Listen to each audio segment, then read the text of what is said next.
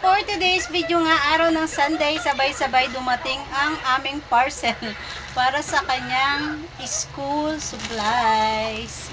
So, binuksan niya na kasi agad guys. Sabi ko mamaya na magbibideo tayo. Char, syempre wala tayong pang-upload.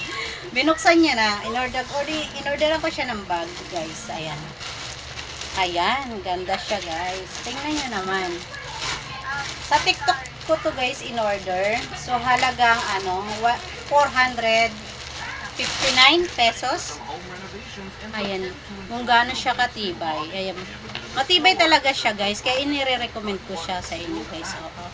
Maganda yung tahe. Marami na siyang lalagyanan. So, nabili ko to guys sa TikTok is 149 pesos. Ayan. Tapos So, pwede... maganda siya guys. Kaya kung gusto nyo bumili ng bag, ayan, nare-recommend ko. Matibay siya guys. Halata siya matibay. So, ayan. Ganda. Sukat mo nga. Wait lang, hindi ko pa Ayan.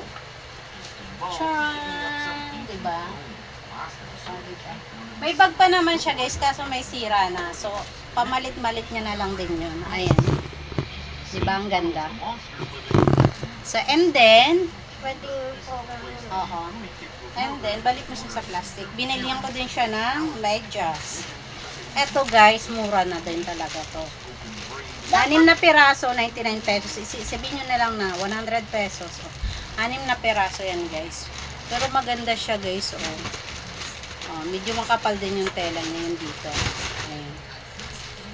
Although may kanipisan naman dito. Pero hindi naman siya as in manipis na manipis. So tama lang, okay lang. Tama lang sa presyo niya. 6 pieces. 99 pesos yun guys. Tapos ito guys, nasa 200 plus 280, dalawang palda. Kasi nga, yung palda niya is maiksi na guys. So, ayan.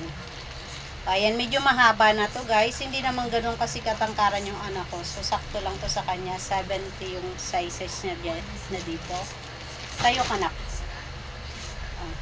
Dalawa lang muna yung in-order ko kasi wala pa tayong pang-order na madami.